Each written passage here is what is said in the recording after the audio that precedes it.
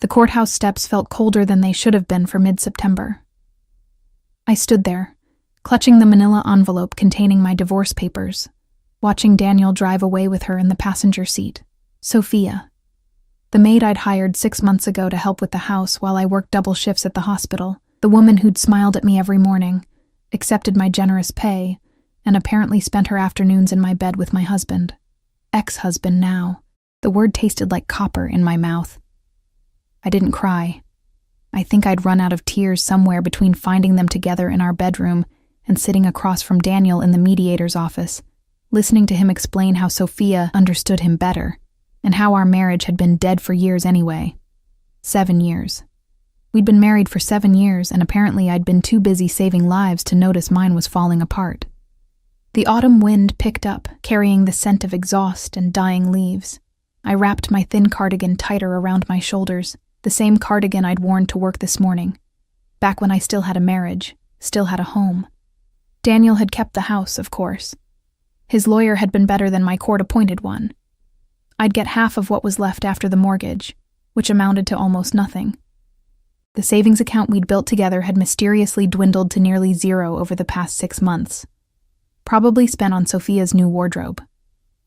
I'd seen the designer bags in what used to be my closet. My phone buzzed. A text from my supervisor. Sorry about your shift tomorrow. Budget cuts. We'll call you when we need you. Perfect. Divorced and jobless in the same day. I walked down the steps, my worn sneakers, the only comfortable shoes I owned after 12-hour shifts, scraping against the concrete. The parking lot stretched before me, mostly empty now as the courthouse closed for the day. I'd taken an Uber here because Daniel had taken my name off the insurance for our car last week, another thing his lawyer had somehow made legal. The bus stop was 3 blocks away. I started walking, my hospital badge still clipped to my cardigan, swaying with each step. Elena Morrison, RN. The badge didn't mention that Elena Morrison was now a 32-year-old divorced woman with $847 in her checking account and nowhere to sleep tonight. My best friend Rachel had offered her couch, but I couldn't face her sympathy right now. Couldn't face anyone. I just needed to move, to keep putting one foot in front of the other until I figured out what came next. I didn't see the puddle until I stepped in it. Cold water soaked through my sneaker and I stumbled, my bag slipping from my shoulder. The manila envelope fell, papers scattering across the wet sidewalk. The divorce decree, the asset division, the end of everything I'd built. Shit, I whispered, dropping to my knees on the dirty concrete. I gathered the papers with shaking hands, trying to keep them from the spreading puddle. Some were already wet, the ink beginning to smear. Even my divorce couldn't stay intact. A shadow fell over me. Those look important. The voice was deep, accented, Italian maybe, and so smooth it seemed to wrap around each word with deliberate precision. I looked up, squinting against the late afternoon sun behind him. He was tall. That was my first impression. Tall and dressed in a charcoal suit that probably cost more than my annual salary had been. The fabric caught the light like liquid mercury, perfectly tailored to broad shoulders that tapered to a narrow waist. His shoes were Italian leather, polished to a mirror shine, and somehow spotless despite the dirty sidewalk. But it was his face that made my breath catch. Sharp jawline, dark stubble that looked intentional rather than lazy, and eyes so dark they were nearly black. He couldn't have been much older than 40, but there was something ancient in his gaze, something that suggested he'd seen things that aged a person beyond years. A thin scar cut through his left eyebrow, silvery against olive skin, and he was looking at me like I was the only person in the world. Yes, I stammered, scrambling to gather the last of the papers. I'm sorry. I didn't mean to. You're apologizing to me? Something flickered in those dark eyes. Amusement, maybe. For what? For existing in a place I happened to be walking? Heat crept up my neck. I must have looked pathetic, kneeling in a puddle with my soggy divorce papers, my hospital badge declaring my now questionable employment status. He bent down, a smooth, controlled movement, and picked up the last paper. I watched his eyes scan it briefly. The divorce decree, with Daniel's signature bold and confident next to my shaky one. "Congratulations," he said, handing it back to me. His fingers brushed mine for just a second, and I felt the warmth of his skin, the calluses on his palm that seemed wrong for someone in such an expensive suit. Or condolences. I'm never sure which is appropriate. "Condolences," I said quietly, standing up. My knees were wet now too, dirt staining my scrubs underneath my cardigan. "Definitely condolences." He studied me for a moment, his expression unreadable. Behind him, I noticed a black Mercedes idling at the curb, the kind with tinted windows so dark I couldn't see inside. A man in a matching black suit stood beside the rear door, his posture too rigid to be casual. He was watching us, one hand resting near his hip, in a way that made me think of shoulder holsters and concealed weapons. "You're hurt," the man in front of me said, and it wasn't a question. I followed his gaze to my hand. Blood welled from my palm where I'd scraped it on the concrete. I hadn't even felt it. "It's nothing," I said automatically. Occupational habit. I'd stitched up wounds 10 times worse without flinching. "Nothing," he repeated, like he was testing the word. Then he reached into his jacket, another smooth, practiced movement, and pulled out a pristine white handkerchief, monogrammed. The letters VM embroidered in black silk thread. "I can't," I started. "You can."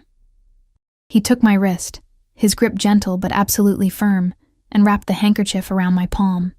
His fingers worked with surprising care, creating a neat bandage. "There. Now it's not nothing.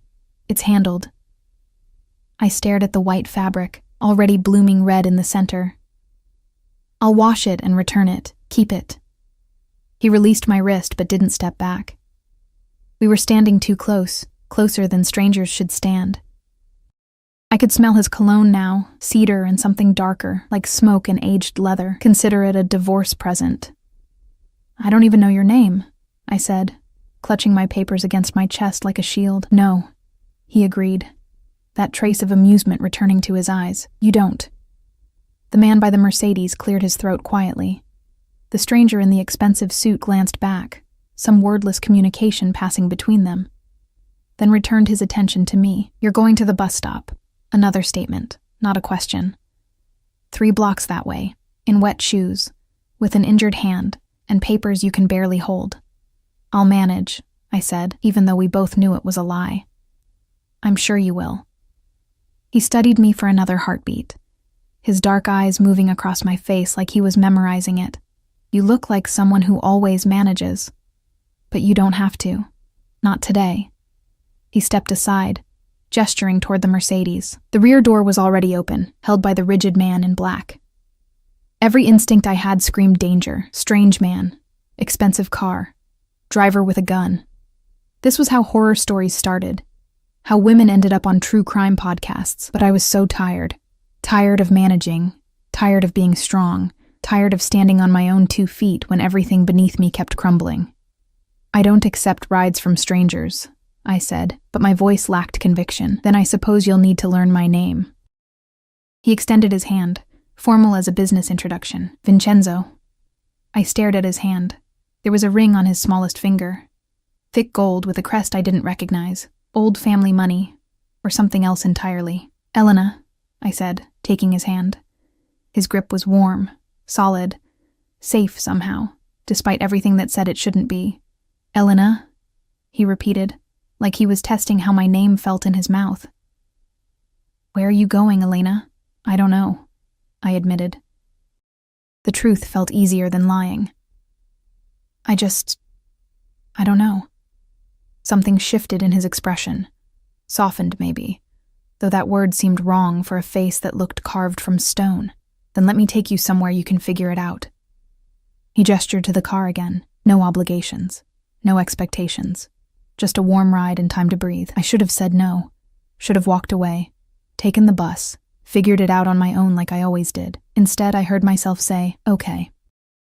His smile was slight, barely there, but it transformed his face completely. "Good." He placed a hand on the small of my back, just the lightest pressure, and guided me toward the Mercedes. The touch burned through my thin cardigan like a brand. The rigid man in black nodded once as we approached. "Mr. Marchesi. Mr. Marchesi." Vincenzo Marchesi. The name tickled something in the back of my mind. Some news story or whispered conversation at the hospital. But exhaustion had turned my thoughts to fog. I slid into the back seat. The interior smelled like leather and that same cedar cologne. The seats were heated, warming my cold, wet body immediately. Vincenzo followed me in, the door closing with a heavy, expensive thunk that sealed us in comfortable darkness. The driver got in without a word, and we pulled away from the curb. I looked back once, watching the courthouse disappear behind tinted windows. Somewhere in there, I'd signed away 7 years of my life. And now I was in a stranger's car, wearing his monogrammed handkerchief around my bleeding palm, driving toward an unknown destination. The papers crinkled in my lap. Vincenzo glanced at them, then at me. "He's an idiot," he said quietly. "What? Your husband. Ex-husband." He nodded toward the papers. "Any man who would let you go is either an idiot or blind, possibly both." I didn't know what to say to that. Daniel had said I was too focused on work, too tired, too boring, that Sophia was spontaneous and exciting and made him feel young again, that I'd let myself go. "He married the maid," I heard myself say. "Tomorrow. He's marrying her tomorrow." Vincenzo's jaw tightened almost imperceptibly. "Fast. They've been together for 6 months. I just didn't know until I came home early one day and..." I trailed off. He didn't need those details. Nobody did. "Where is this wedding taking place?" His voice had gone very quiet. "I don't know. I don't care." That was a lie, too. I cared desperately, painfully. "Some restaurant he loves. Casa... something. I can't remember." "Casa Rossi," Vincenzo said, and there was something dark in his tone. "On 5th Avenue. "Yes, that's it." I looked at him sharply. "How did you know?" "I know many things, Elena." He met my gaze, and I saw something flicker in those dark eyes. Something that might have been fury or promise or both. "And Casa Rossi. Let's say I have an interest in that establishment." The way he said interest made my skin prickle. We drove in silence for a few moments. I watched the city pass by through tinted windows, people walking home from work, couples holding hands, a whole world continuing while mine had ended. "We're here," the driver announced, and I realized I had no idea how much time had passed. The Mercedes stopped in front of a hotel. Not just any hotel. The Palazzo, 5-star luxury. The kind of place where a single night's stay cost more than my monthly rent used to. "I can't afford..." I started. "You're not paying." Vincenzo was already out of the car, extending his hand to help me out. "This is what I meant by somewhere you can figure things out. Stay here tonight. Tomorrow, you decide what comes next. No obligations." I took his hand and stepped out onto the pristine sidewalk. A doorman in a burgundy uniform opened the brass doors, greeting Vincenzo by name, Mr. Marchesi. Everyone seemed to know Mr. Marchesi. "Why are you doing this?" I asked, as he led me through a lobby that looked like something from a movie. Marble floors, crystal chandeliers, art that probably cost millions. He stopped at the elevator, pressing the button for the penthouse level. "Because today you needed someone to do something kind, and I happened to be there. You don't know me." "No," he agreed, "but I'd like to." The elevator doors opened. He guided me inside with that same gentle pressure on my lower back. The doors closed, trapping us in a small space that smelled like him. Cedar and smoke and something dangerous underneath. I watched our reflection in the polished brass doors, me in my stained cardigan and wet shoes, clutching soggy divorce papers. Him in his perfect suit, standing closer than necessary. His dark eyes fixed on me like I was the most fascinating thing he'd ever seen. "This is crazy," I whispered. "Yes," he said, "it is." The elevator rose, carrying us toward whatever came next, toward the penthouse, toward tomorrow, toward answers I wasn't sure I wanted, toward a man whose name I'd only just learned but whose presence already felt like being pulled into orbit around something massive and inescapable. The doors opened, revealing a hallway with only 2 entrances. Vincenzo produced a keycard from his pocket and opened the one on the right. My mouth went dry. This wasn't a hotel room. This was his room. His penthouse. "Come," he said, and stepped inside. I stood at the threshold, every self-preservation instinct screaming at me to run. But where would I go? Back to the street? To Rachel's couch? To some cheap motel with my $847 and nowhere else to turn? I stepped inside, and the door closed behind me with a soft, final click. The penthouse was obscene in its luxury. Floor-to-ceiling windows overlooked the city, the skyline glittering like scattered diamonds against the darkening sky. The furniture was all clean lines and expensive leather, artwork that looked museum quality hanging on walls painted in deep charcoal. Everything spoke of money, not new money trying to prove itself, but old money that didn't need to announce its presence. I stood frozen just inside the door, still clutching my divorce papers, acutely aware of the dirty water dripping from my shoes onto floors that probably cost more per square foot than my entire nursing school tuition. "Don't," Vincenzo said, watching me. He'd shrugged off his suit jacket, draping it over a chair with careless grace. Underneath, his white shirt was pristine, tailored so perfectly it might have been painted on. "Don't apologize for existing here either. I'm ruining your floors. Floors can be cleaned." He moved to a bar cart in the corner, crystal decanters catching the light. "Sit, please." I sat on the edge of a leather sofa that probably cost more than my car. Daniel's car now. The papers crinkled in my lap, and I set them on the glass coffee table, spreading them out to dry. Evidence of my failure laid bare in this temple of success. Vincenzo returned with 2 glasses of amber liquid, whiskey, from the smell. He handed me one and sat across from me. Not beside me, I noticed, giving me space. The consideration felt deliberate. "Drink," he said. "You look like you need it." I did. The whiskey burned going down, warmth spreading through my chest. Good whiskey, the kind that didn't taste like punishment. I took another sip. "Better?" he asked. "Yes." I looked at him over the rim of my glass. In the soft lighting of the penthouse, his features seemed less sharp, though no less dangerous. "Why am I here, really? And don't say it's just kindness. People like you don't just pick up people like me off the street. People like me." His mouth curved slightly. "What kind of person do you think I am, Elena?" "Rich, powerful." I glanced at the rigid driver who'd positioned himself by the door like a sentinel. "Protected. The kind of person who has drivers who carry guns and hotel staff who say your name like a prayer. Observant." He swirled his whiskey, watching the liquid catch the light. "Anything else?" I thought of the way he'd asked about Casa Rossi, the darkness in his voice, the monogrammed handkerchief around my palm, the ring on his finger, the way everyone seemed to know and fear him in equal measure. "Dangerous," I said quietly. "Yes."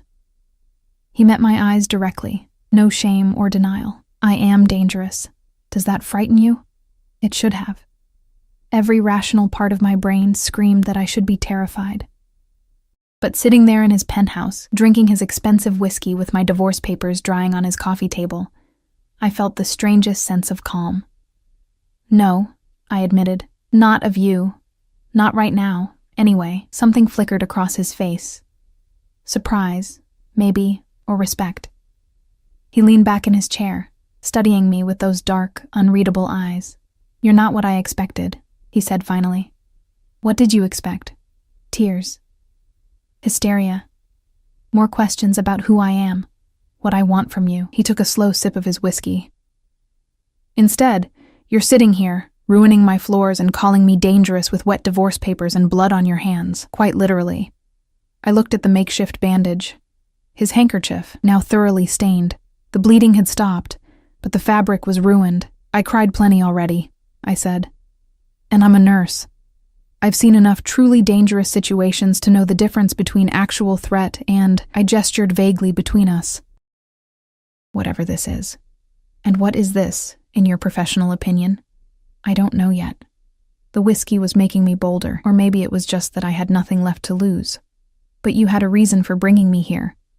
I'd like to know what it is." Vincenzo set down his glass with deliberate care. He leaned forward, elbows on his knees, and the movement brought him closer to me. Not threatening. There was still careful distance between us, but intimate. Intentional. "Casa Rossi," he said. "The restaurant where your ex-husband is getting married tomorrow. Do you know who owns it?" "No." I do. His voice had gone very quiet, very still, through several holding companies and intermediaries, but ultimately, it's mine. Along with 7 other restaurants, 3 hotels, 2 construction companies, and various other interests in this city. Understanding crept up my spine like ice water. The expensive suit, the deference, the driver with the gun, the way he'd known exactly which restaurant Daniel had chosen. You're not just rich, I said slowly. You're Vincenzo Marchesi. He said his full name like a confession. And yes, before you ask, I am exactly what you're thinking. My family has controlled certain enterprises in this city for 3 generations. Legitimate businesses now mostly, but the roots go deep. Old habits, old connections, old debts that still need to be paid. Mafia. He was saying he was mafia without saying the word. I should have run. Should have thrown down the whiskey glass and fled out that door, away from this beautiful, dangerous man who'd just admitted to being part of organized crime. Instead, I asked, "Why tell me?" "Because you asked for honesty, and because—" He paused, something vulnerable flickering across his features before the mask settled back in place. "Because when I saw you on those courthouse steps, kneeling in that puddle with your life falling apart around you, something in me recognized something in you." "What?" "Betrayal." The word came out hard, sharp-edged. "I know that look, Elena. I've worn it myself. Someone took what was yours, smiled while they did it, and left you with nothing but papers and pain." His hand moved to his whiskey glass, gripping it tight enough that his knuckles went white. "My wife," he continued, his voice carefully controlled. "Ex-wife now. She left me for my second-in-command. A man I trusted with my life, my business, my family. They'd been together for a year before I found out. She'd been feeding him information, helping him steal from me, planning to take everything.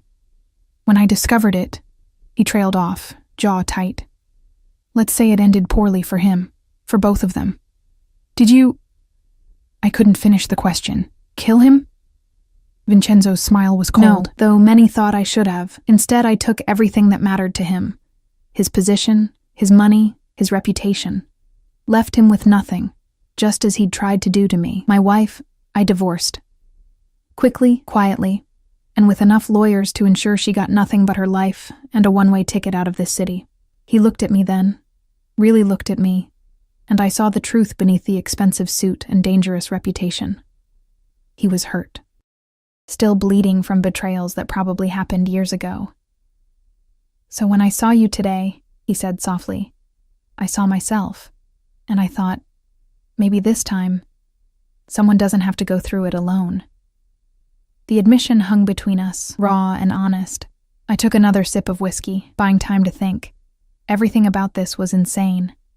Accepting help from a mafia boss I'd met hours ago. Sitting in his penthouse, drinking his whiskey, listening to him confess murders he'd considered committing. But Daniel was marrying Sofia tomorrow, in Vincenzo's restaurant, and here was a dangerous man offering me, what, revenge, company, a way to not feel so completely, devastatingly alone? "What do you want from me?" I asked. "Tonight? Nothing. You sleep in the guest room, wake up tomorrow and decide what you want to do next. If you want to leave, my driver takes you wherever you need to go. No strings, no expectations. And if I don't want to leave," his eyes darkened with something that made my pulse quicken. "Then we discuss possibilities." "Such as?" "Such as the fact that your ex-husband is getting married tomorrow in my restaurant. Such as the fact that I have considerable resources at my disposal. Such as the fact that you look like you could use someone on your side for once." He stood, moving to the windows overlooking the city. "Such as the fact that I find myself very interested in getting to know you better, Elena Morrison, and not just because we share similar scars." I joined him at the window, standing close enough to feel the heat radiating from his body. Below us, the city sprawled in all directions, millions of people living their lives. And here we were, 2 broken people considering something that felt both inevitable and insane. "I'm not looking for revenge," I said, though I wasn't sure that was entirely true. "No?" He glanced at me, one eyebrow raised. "Then what are you looking for?" "I don't know." I pressed my palm against the cool glass, feeling the city's pulse through it. This morning I woke up married, unhappy but married. By noon I was divorced. By evening I was unemployed. And now I'm standing in a penthouse with a man who just told me he's Mafia, drinking whiskey that probably costs more than my weekly salary used to. And I can't remember the last time I felt this. Alive. Alive, he repeated, moving closer. Close enough that I could feel his breath on my neck. That's good.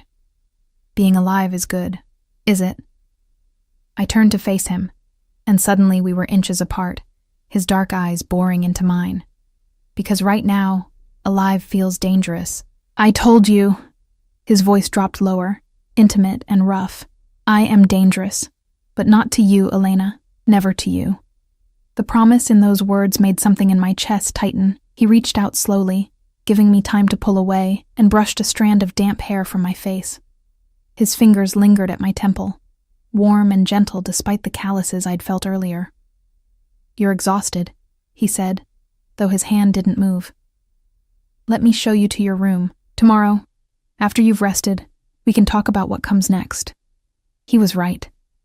Exhaustion was pulling at me like a tide, the adrenaline of the day finally crashing. I nodded, and he guided me down a hallway, his hand once again at the small of my back.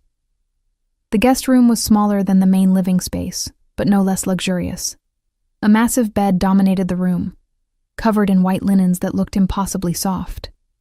An ensuite bathroom visible through an open door, marble and chrome gleaming. There are clothes in the closet, Vincenzo said from the doorway. My sister stays here sometimes. You're similar in size. Help yourself to whatever you need. Shower, sleep, breathe. Your sister, I said, turning to face him. She won't mind me wearing her things? Isabella lives in Milan now, and no, she won't mind. She'd probably insist. He smiled slightly. She's always trying to save people. You'd like her. Thank you, I said, and meant it. For all of this.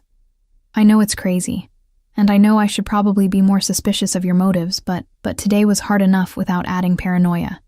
He finished. I understand. Sleep, Elena. We'll figure out the rest tomorrow. He started to close the door, then paused. Elena? Yes? That man who let you go, who chose someone else over you, who made you doubt yourself. His dark eyes burned with an intensity that made my breath catch. He's the fool. And tomorrow, if you want, I'll make sure he knows it. The door closed before I could respond, leaving me alone in the quiet luxury of the guest room. I stood there for a long moment, processing everything. 24 hours ago, I'd been married. Now I was standing in a Mafia boss's penthouse, wearing his handkerchief around my wounded hand, considering possibilities that terrified and thrilled me in equal measure. I showered in water hot enough to scald, washing away the courthouse and the puddle in Daniel's final words. In the closet, I found silk pajamas, black, expensive, smelling faintly of lavender. Isabella's, presumably. They fit perfectly.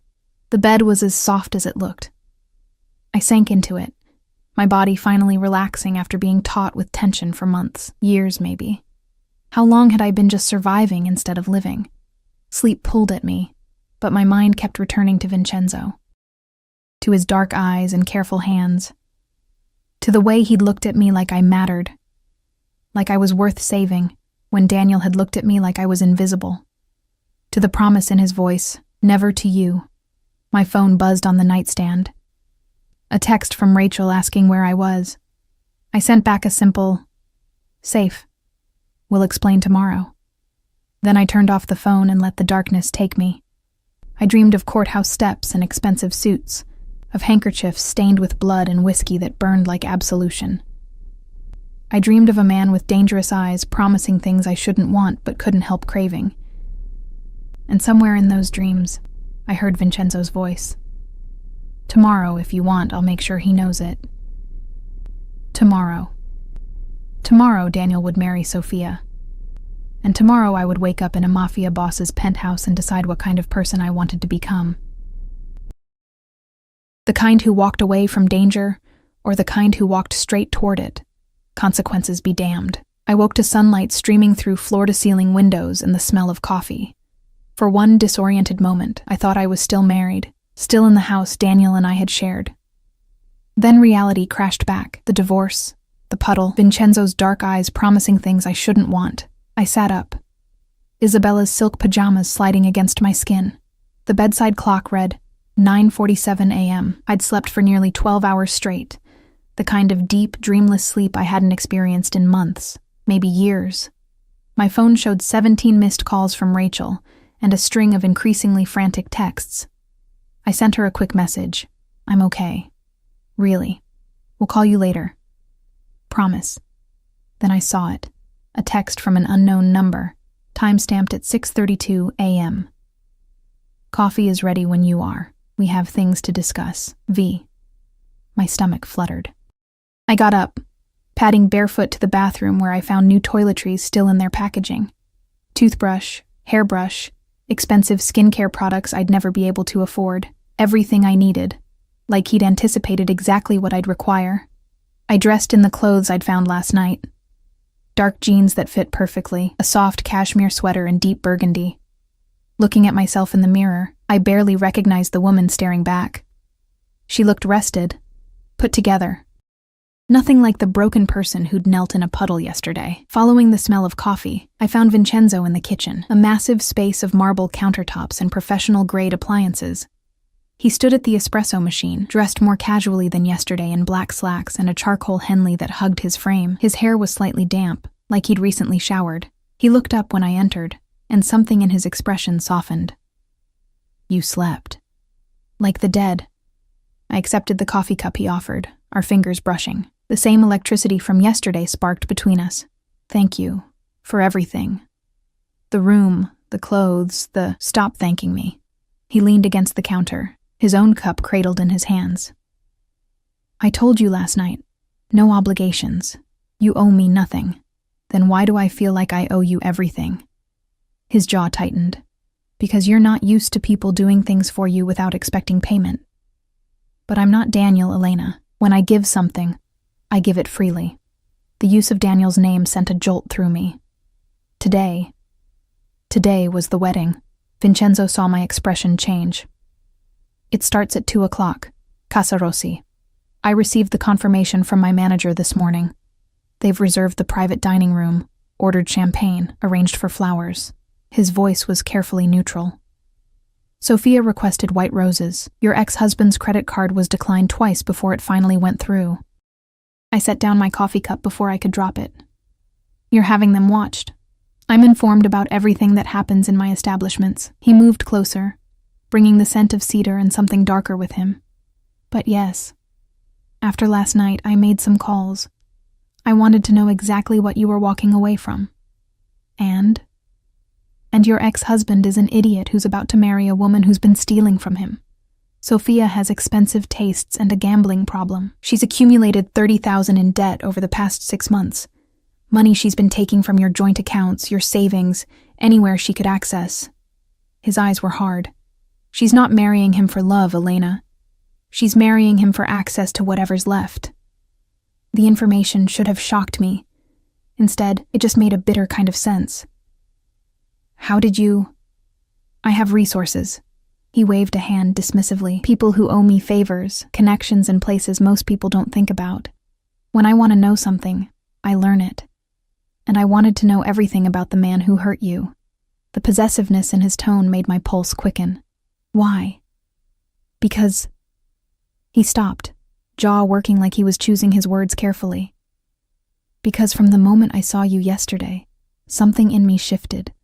I can't explain it. I've spent years building walls, keeping people at a distance, trusting no one. But you... He set down his cup and moved into my space. Close enough that I had to tilt my head back to meet his eyes. You make me want to tear those walls down. You make me want to protect something again. To care about someone other than myself and my family. And that terrifies me almost as much as it compels me. My breath caught. Vincenzo. Let me finish. His hand came up, cupping my face with surprising gentleness. I'm not a good man, Elena. I've done things that would make you run if you knew the details. I've hurt people, destroyed lives, made choices that haunt me. But when I look at you, I want to be better. I want to be the kind of man who deserves the way you looked at me last night. Like maybe I wasn't a monster after all." "You're not a monster," I whispered. "No?" His thumb traced my cheekbone. "Then what am I?" "Dangerous. Damaged. Probably more than a little broken." I reached up, covering his hand with mine. "But not a monster. Monsters don't offer kindness to strangers. They don't give without expecting. They don't—" My voice cracked. "They don't look at me like I'm worth something." "You're worth everything," he said fiercely. "And I'm going to prove it to you." Before I could ask what he meant, his phone buzzed. He glanced at it, his expression darkening. "Marco, my driver from yesterday. He's watching Casa Rossi. The wedding party just arrived to set up." Reality crashed back. Daniel was there, right now, preparing to marry the woman he'd chosen over me. In just a few hours, he'd say vows to her the same way he'd once said them to me. "I should go," I said, pulling back. "I can't stay here while that's happening. I can't just hide." "Who said anything about hiding?" Vincenzo's smile was sharp, dangerous. "I have a better idea." "What kind of idea?" "The kind where you don't run away from this. The kind where you walk in there with your head high and show them exactly what they lost." He pulled out his phone, typing rapidly. "I'm going to make a reservation. For 2. For 1:30 p.m. My heart hammered. "You want to go to the wedding? I want to take you to lunch at one of my finest restaurants. If we happen to be there when your ex-husband arrives for his ceremony?" He shrugged, but there was nothing casual about the gesture. "Well, timing is everything." "That's insane." "Yes." He stepped closer again, backing me against the counter. His hands came down on either side of me, caging me in without touching. "But you didn't come here for sanity, did you? You came here because something in you recognized something in me, because you're tired of being invisible, of being the good girl who follows the rules while everyone else takes what they want, because maybe, just maybe, you want to see what happens when you stop managing and start living." He was right. God help me. He was right. I'd spent 7 years being the perfect wife, the dedicated nurse, the woman who made herself smaller so everyone else could be comfortable. And where had it gotten me? Divorced, jobless, replaced by a woman who'd smiled to my face while stealing my life. "If I do this," I said slowly, "if I walk in there with you, what then? What does that make me? Mine." The word hung between us, heavy with promise and threat in equal measure. His eyes burned into mine, waiting for my answer. "I'm not—" I started, but he cut me off. "I know. You're not ready for what that word means. Not really, but you will be. Because I'm not letting you go, Elena. Not now that I've found you. Not now that I know what it feels like to want something other than power and revenge." His hand came up, tilting my chin so I couldn't look away. "So yes, walk into that restaurant with me. Let him see you with someone who knows your worth. Let her see that she didn't break you. And then, after, we'll talk about what comes next. And if I say no, then Marco drives you wherever you want to go and you never hear from me again." His thumb brushed my lower lip. "But you won't say no, because you want this as much as I do. You want to stop being the victim of your own story." He was reading me too easily, seeing through every defense I'd built. It should have frightened me. Instead, it felt like relief. Like finally, someone saw all of me and didn't turn away. "Okay," I breathed. "Let's do it." His smile was slow, satisfied, dangerous. "Good. Now, we need to get you ready. Isabella's clothes are nice, but for this, you need to look devastating." 2 hours later, I stood in front of the full-length mirror in Vincenzo's bedroom, barely recognizing myself. The dress had arrived within 30 minutes of his phone call, midnight blue silk that hugged my curves and fell to just above my knees.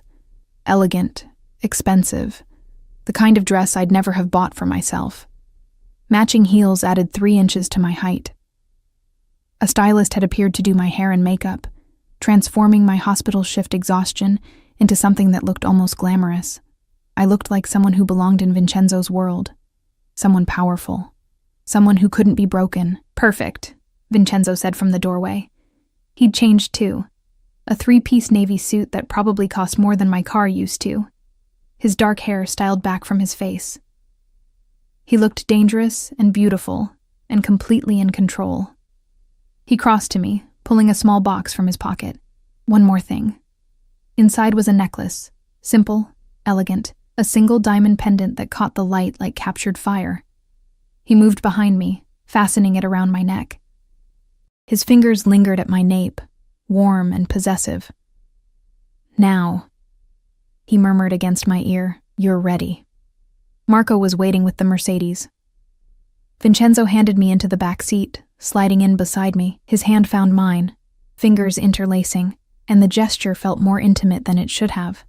"Second thoughts?" he asked as we pulled away from the hotel. "About 1,000. I squeezed his hand. "But I'm not backing out." "Good." He brought my hand to his lips, pressing a kiss to my knuckles that sent heat racing up my arm. "Because I have plans for you, Elena Morrison. And they're all going to start with watching your ex-husband realize what a fool he's been." The drive to Casa Rossi took 20 minutes. 20 minutes of Vincenzo's thumb stroking circles on my palm, of stolen glances and building tension. 20 minutes to prepare myself for seeing Daniel again, but nothing could have prepared me for the reality. Casa Rossi was beautiful, old-world elegance mixed with modern luxury. A hostess in elegant black greeted us at the door, her eyes widening when she saw Vincenzo. "Mr. Marchesi, your table is ready." She didn't ask for a reservation confirmation. Clearly, when Vincenzo Marchesi wanted a table, he got one. She led us through the main dining room. White tablecloths, crystal chandeliers, soft music, and there, visible through glass doors to the private dining room, I saw them. Daniel, dressed in a new suit I didn't recognize. Sophia beside him in a white dress that was trying too hard to be bridal. They were laughing about something, his hand on her waist in a way that used to be reserved for me. Our table was positioned perfectly, close enough to the private room that we'd be impossible to miss, far enough that we had privacy. Vincenzo had planned this with military precision. "Breathe," he murmured as he held out my chair. "You're in control here, not him." I sat, and Vincenzo took the seat beside me, not across, beside, angling his body toward mine in a way that screamed intimacy to anyone watching. A waiter appeared with champagne. Expensive, cold, perfect. Vincenzo raised his glass. "To new beginnings," he said, his dark eyes locked on mine. "And to men who don't appreciate what they have until it's too late." I clinked my glass against his, and that's when it happened. Daniel looked up. Through the glass doors, across the dining room, his eyes found mine. The shock on his face was almost comical. His mouth literally fell open. Sophia followed his gaze, her expression shifting from confusion to recognition to something that looked like fear. They saw me. Saw the dress, the jewelry, the man beside me who looked like he could buy and sell them both without thinking twice. Vincenzo's hand found my thigh under the table, a warm, possessive weight. "Showtime," he whispered, and raised his champagne glass in Daniel's direction. A mock toast to the groom. The look on Daniel's face was everything I didn't know I needed. Daniel was walking toward us. I watched him cross the restaurant floor, his face cycling through shock, confusion, and something that looked dangerously close to anger. Sophia trailed behind him, her white dress rustling, her expression tight with worry. Vincenzo's hand squeezed my thigh gently. "Steady," he murmured.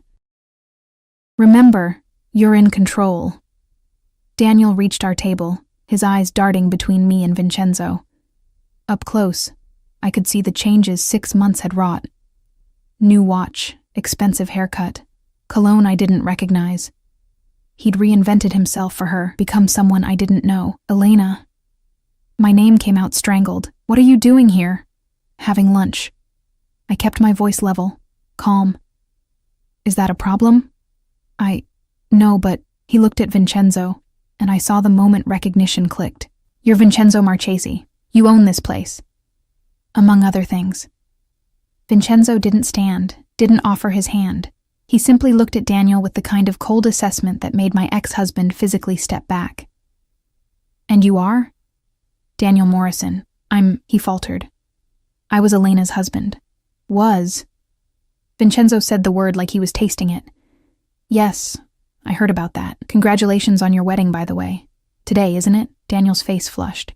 Sophia had reached us now, her hand clutching Daniel's arm with white-knuckled intensity. Up close, I could see the desperation in her eyes, the kind that came from knowing you were in over your head.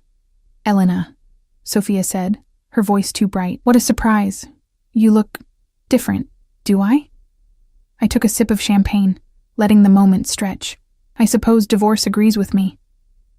The barb hit home. Sophia's smile wavered, Daniel's jaw clenched. "Look," Daniel said, his voice dropping. "I don't know what this is, but today is supposed to be special. Can't you just what?" I set down my glass carefully. "Just disappear? Just make myself invisible so you don't have to feel uncomfortable? I'm having lunch, Daniel, in a public restaurant. I have as much right to be here as you do." "Actually," Vincenzo interjected smoothly, "she has considerably more right. As my guest, Elena has access to any of my establishments, anytime she wishes. Whereas you—" He pulled out his phone, scrolling through it with deliberate slowness. "You have a reservation for the private dining room until 4 p.m.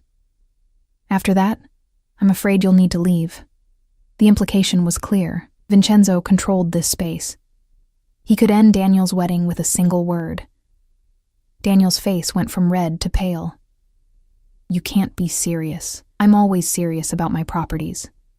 Vincenzo's smile was razor sharp. "But don't worry. As long as you keep your celebration contained to the private room and don't disturb the other guests, you're welcome to proceed. Though, I must say," his eyes moved to Sophia with cold assessment, "interesting choice of venue for a second wedding. One might think you'd want to avoid restaurants owned by people with connections." The word connections hung in the air like a threat. Sophia's grip on Daniel's arm tightened, her face going white. "We should go," she whispered. "Daniel, let's just go back to—" "No." Daniel's voice was sharp. He looked at me, and I saw something ugly in his expression. Possessiveness. Anger that I'd moved on before he'd expected. "What is this, Elena? You didn't waste any time, did you? One day after the divorce, and you're already—" "What? With him?" The accusation in his voice ignited something hot and dangerous in my chest. "Careful." Vincenzo's voice went very quiet, very cold. "How you speak to her." "Or what?" Daniel's bravado was crumbling, but he pushed forward anyway. "You'll have me thrown out of your restaurant? I'm a paying customer. You can't— I can do whatever I want. This is my establishment.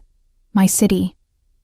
Vincenzo stood slowly, unfolding to his full height. He was taller than Daniel, broader, and every inch of him radiated controlled violence. And more importantly, she is under my protection. So yes, I suggest you choose your next words very, very carefully. The temperature of the entire restaurant seemed to drop. I saw other diners glancing our way, saw the hostess whispering urgently into her phone. Marco had materialized near the entrance, his hand resting near his hip in that familiar way. This was spiraling out of control. "Stop." I stood, placing my hand on Vincenzo's arm.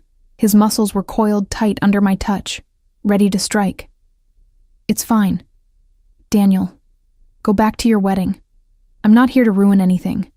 I'm just living my life, just like you're living yours." Daniel stared at me like he'd never seen me before. "You've changed." "Yes," I said simply. "I have. Turns out being divorced, unemployed, and replaced by the woman who smiled at me every morning while sleeping with my husband does that to a person." Sophia flinched. "Good. For what it's worth," I continued, looking at her directly. "I hope you're happy. I hope you love him enough to make this worth it. Because if you're just doing this for money or security or whatever reason you had for destroying my marriage, you're going to be very disappointed. Daniel gives up on things. It's what he does." "That's not fair," Daniel protested weakly. "Isn't it? You gave up on us the moment things got hard. The moment I started working extra shifts to save for the house you wanted, to build the life you said you needed. I made myself invisible trying to be what you wanted, and you still chose someone else." I felt Vincenzo's hand settle on my lower back, grounding me. "So no, I don't think it's unfair. I think it's honest. Maybe for the first time in years." Silence stretched between us. Daniel's face had gone through another series of expressions, finally landing on something that might have been shame. Sophia just looked scared. "We should go," she said again, tugging on Daniel's arm. "Please, let's just go." This time he listened. They turned and walked back toward the private dining room, Sophia's white dress trailing behind her like a surrender flag. I sank back into my chair, my hands shaking with adrenaline. Vincenzo sat beside me, his hand finding mine under the table. "Are you all right?" he asked quietly. "I don't know." I laughed, and it came out slightly hysterical. I just confronted my ex-husband on his wedding day while sitting with a Mafia boss who threatened him in the middle of a restaurant. I don't think "all right" covers it. "You were magnificent." His thumb stroked the inside of my wrist, finding my racing pulse. "Watching you stand up to him, watching you refuse to be diminished. Elena, you have no idea how incredible you are." I felt like I was going to throw up. That's called being brave. He lifted my hand to his lips, kissing my knuckles like he had in the car. Bravery isn't the absence of fear. It's doing what needs to be done despite it. The waiter appeared, tactfully pretending nothing unusual had happened. We ordered, or rather, Vincenzo ordered for both of us, rattling off dishes in Italian that made the waiter's eyes light up. "You speak Italian," I said when the waiter left. "My mother insisted. She was born in Sicily, came here when she was 20. She wanted her children to remember where we came from." Something softened in his expression. "She would have liked you. She always said the strongest steel was forged in the hottest fire. She passed 5 years ago. Cancer." He took a sip of his champagne. "My father followed 6 months later. Heart attack officially. But I think he just didn't want to live without her. 50 years of marriage, and he couldn't imagine a world where she wasn't in it. I'm sorry. Don't be. They had something rare. Something worth dying for." His dark eyes found mine. I used to think I'd never find that. After my wife's betrayal, I was certain I didn't want to, but then you found a woman crying in a puddle with soggy divorce papers. Then I found you. He said it with such certainty that my breath caught. And suddenly, I'm reconsidering everything I thought I knew about what I wanted. The food arrived. Beautiful, aromatic, the kind of meal I'd only ever dreamed about. We ate slowly, stealing glances at the private dining room where Daniel's wedding was presumably proceeding. Every so often I'd catch him looking out at us, his expression unreadable. "He's watching," Vincenzo murmured, cutting into his steak. "He can't stop watching. Do you know why? Because he's confused? Because he's realizing what he lost." Vincenzo leaned closer, his voice dropping to something intimate and rough. "Because he's seeing you the way you should have always been seen. As someone valuable, someone worth protecting.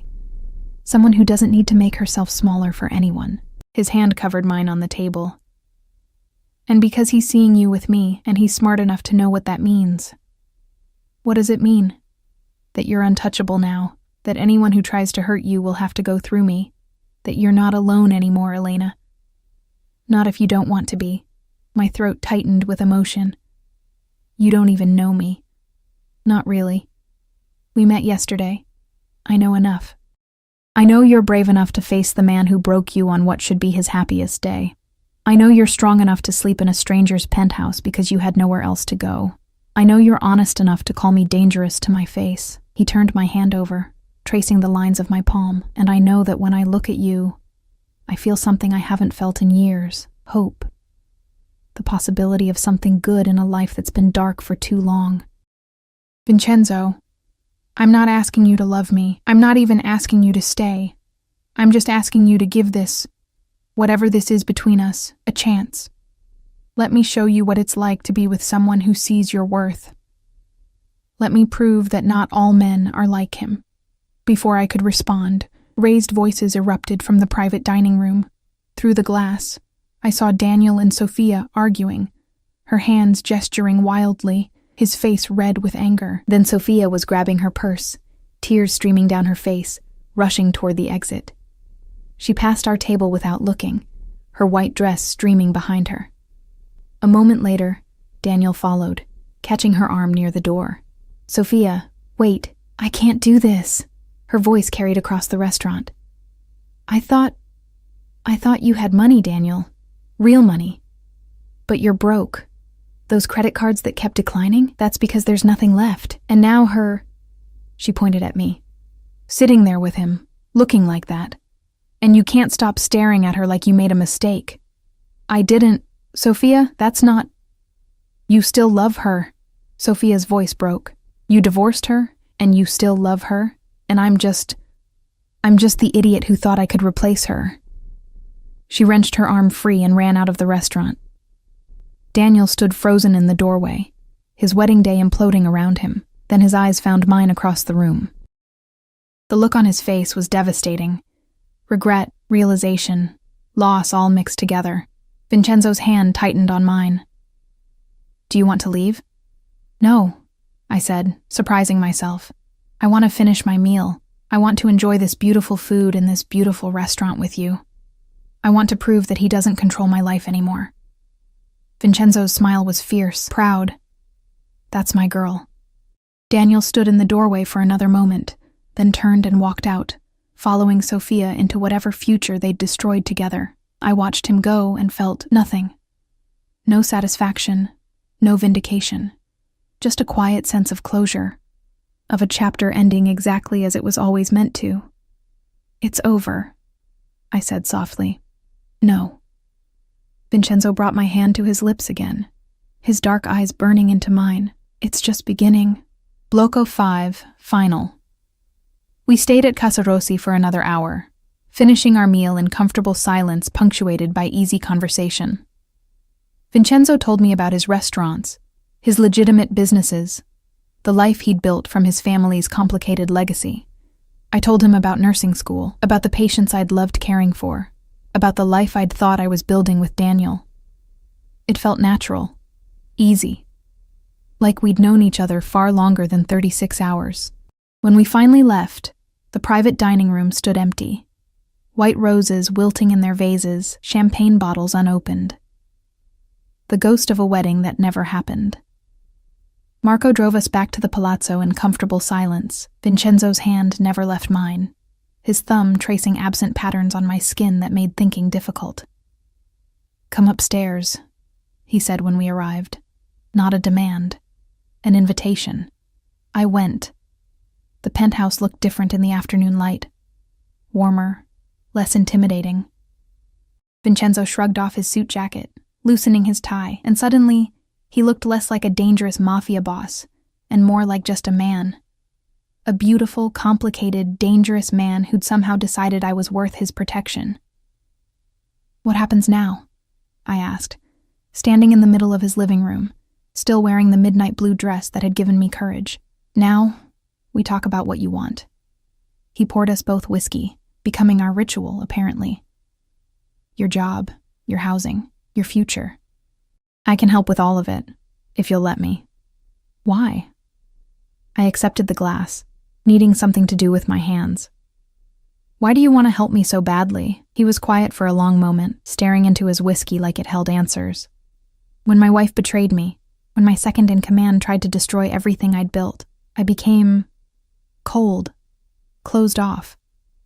I told myself I didn't need anyone, that trust was a weakness I couldn't afford. I built an empire on fear and respect, but somewhere along the way, I forgot what it felt like to actually care about something. Someone. He set down his glass and moved toward me, each step deliberate. Then I saw you on those courthouse steps, and something in me woke up. Something I thought had died with my parents, with my marriage, with every betrayal I'd endured. You reminded me that there are still people worth protecting, worth fighting for. He stopped in front of me, so close I could feel his heat. Worth risking everything for. You don't know me well enough to risk anything. Don't I? His hand came up, cupping my face with that same gentle possessiveness. I know you're brave. I know you're strong. I know you face your fears head on instead of running. I know that when you look at me, you don't see a monster. You see a man. And that's more than anyone has seen in a very long time. Vincenzo, let me help you, Elena. Let me give you the resources to rebuild your life. A job at one of my hospitals, I own 3 of them, And they're always looking for qualified nurses. An apartment, fully furnished, in a safe building. Time to figure out who you want to be now that you're free. His thumb traced my cheekbone. No strings, no expectations, just the opportunity to start over. There are always strings, I whispered. Not with me. I'm not asking you to be mine, not yet. I'm asking you to let me take care of you until you can take care of yourself. His forehead touched mine, and the intimacy of the gesture made my chest ache. And then, when you're ready, when you've had time to heal and discover who you are without him, maybe you'll let me take you to dinner. A real date. No ex-husbands, no ruined weddings. Just you and me, figuring out if this feeling between us is real. Tears burned behind my eyes. What if I'm broken? What if Daniel was right and I'm just not enough? Then he's a fool, and I'm the luckiest man alive. Vincenzo's voice was fierce. You're not broken, Elena. You're rebuilding. And I want to be there to watch you become whoever you're meant to be, because I have a feeling that woman is going to be absolutely magnificent. The tears spilled over. He caught them with his thumbs, his touch infinitely gentle for hands that had undoubtedly done violent things. Say yes, he murmured. Say you'll let me help you. Say you'll give us a chance. I thought about Daniel, about 7 years of making myself smaller. I thought about Sophia, about betrayal and courthouse steps, and sleeping in a stranger's penthouse because I had nowhere else to go. I thought about the woman I'd been yesterday, broken, lost, invisible. And I thought about the woman I'd been today, brave enough to face her ex-husband, strong enough to demand respect, powerful enough to walk away from a ruined wedding with her head high. That woman had been born in Vincenzo's presence. Maybe she'd always been there, buried under years of diminishing myself. But he'd seen her. He'd called her forth. Yes, I breathed. Yes to all of it. His smile was brilliant, transforming his entire face. Then his mouth was on mine, and the world narrowed to the taste of whiskey and the heat of his body, and the way his hands framed my face like I was something precious. The kiss was slow, thorough, devastating. He kissed me like he had all the time in the world, like nothing else mattered but this moment, this connection. When he finally pulled back, we were both breathing hard. I should go slow, he said, his voice rough. Give you time. But Elena, I don't want slow. I fisted my hands in his shirt, pulling him back. I've been going slow for 7 years. I've been careful and proper and good. I didn't know how to finish the sentence. Tell me. His hand slid to my waist, pulling me flush against him. Tell me what you want. I want to feel alive. I want to stop being invisible. The word stuck in my throat. Me, he finished, his eyes dark with want. You want me. Yes. The admission felt like freedom. God help me, yes. He kissed me again. Harder this time. More demanding. His hands mapped my body through the silk dress, learning my curves, claiming territory. I kissed him back with everything I had. All the loneliness, all the hurt, all the desperate need to be seen and wanted and valued. We stumbled toward his bedroom, a tangle of hands and mouths and whispered words in Italian I didn't understand but felt in my bones. He laid me on his bed, massive, dark sheets, the smell of him everywhere, and looked at me like I was the answer to every question he'd ever asked. Last chance, he said, his voice strained with control. Tell me to stop, and I will. Tell me this is too fast, and I'll wait. But Elena, if you say yes now, if you let me have you, I'm not letting go. Ever. Do you understand? I'll be yours, and you'll be mine. And I'll spend every day proving that you made the right choice. The possessiveness should have scared me. Instead, it made something deep inside me settle, like coming home. I understand, I whispered. And I'm saying yes.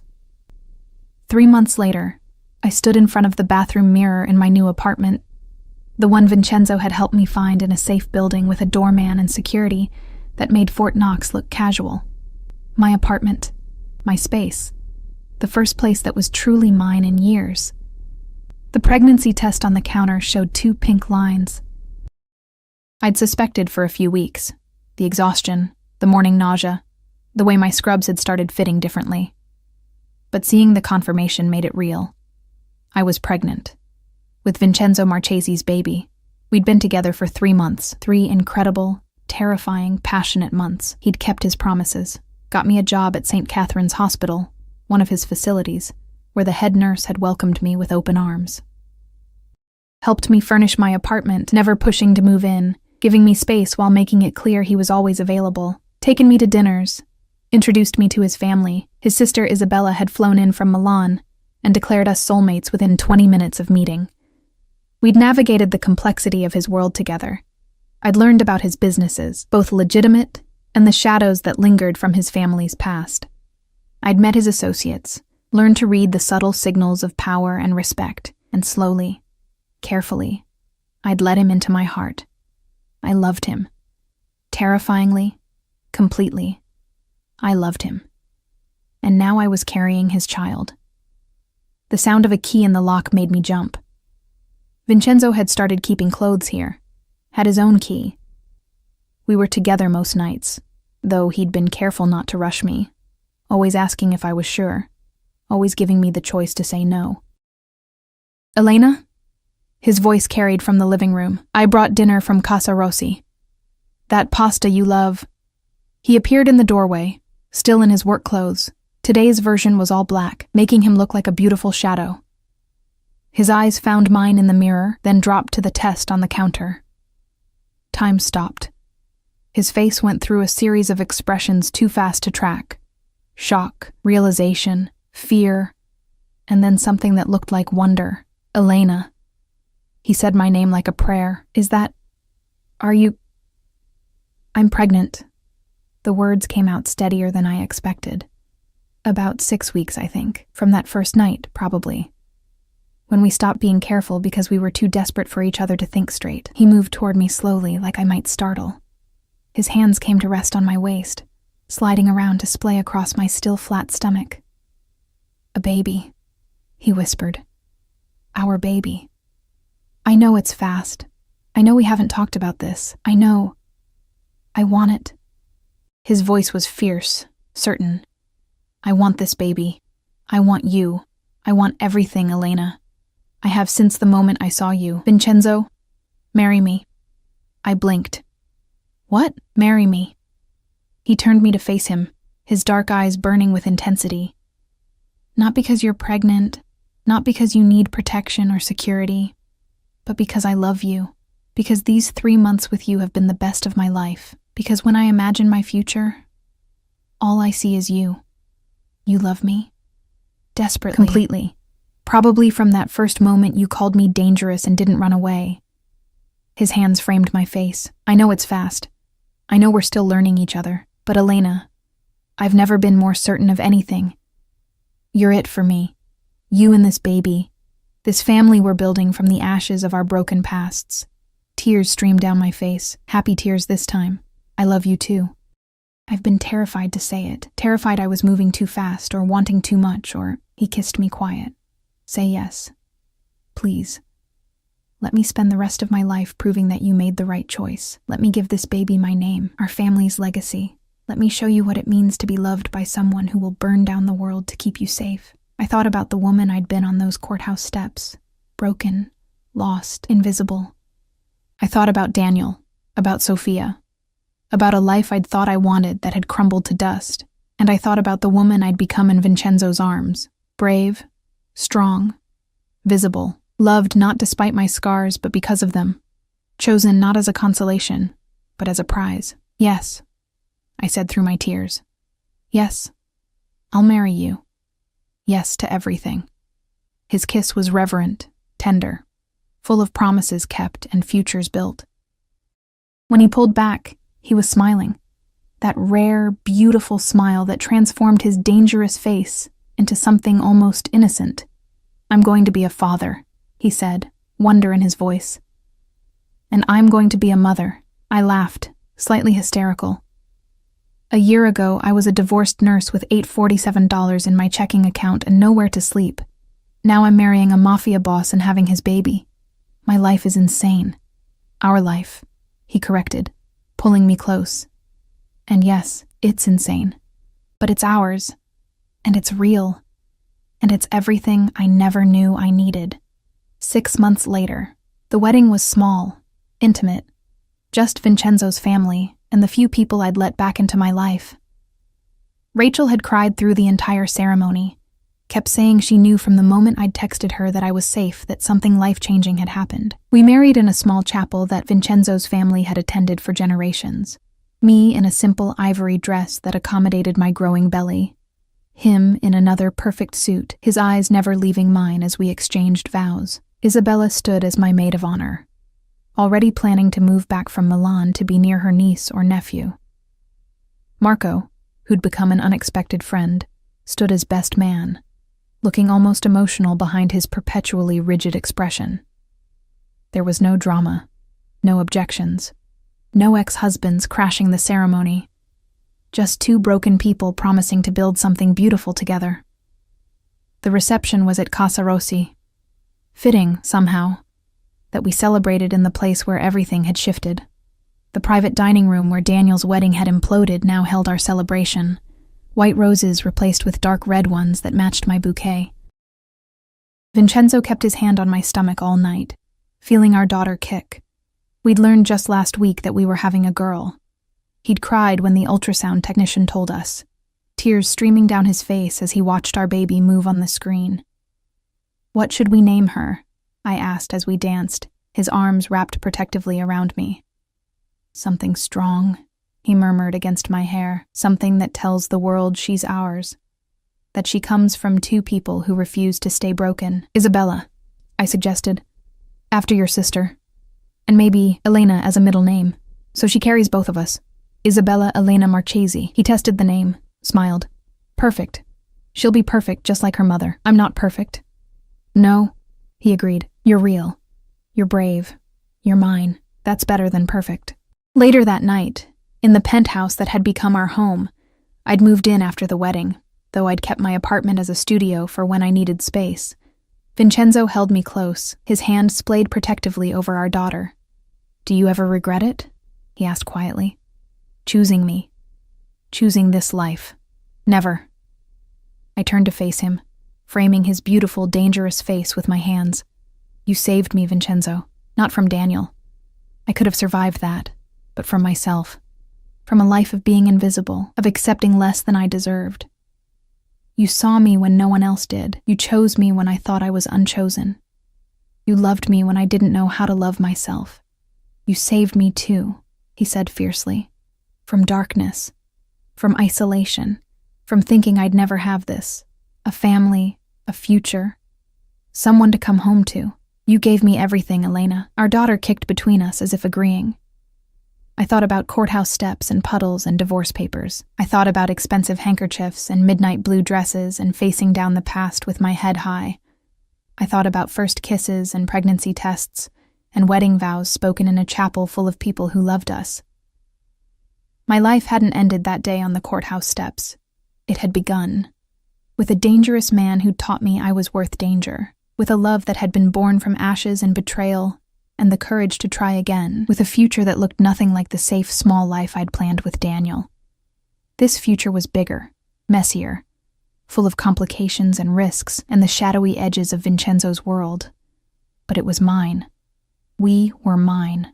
And as I fell asleep in Vincenzo Marchesi's arms, our daughter moving between us, our wedding rings catching the moonlight, I knew with absolute certainty I had made the right choice. Sometimes the best love stories start with an ending. And sometimes, being chosen by a dangerous man is exactly what it takes to find yourself.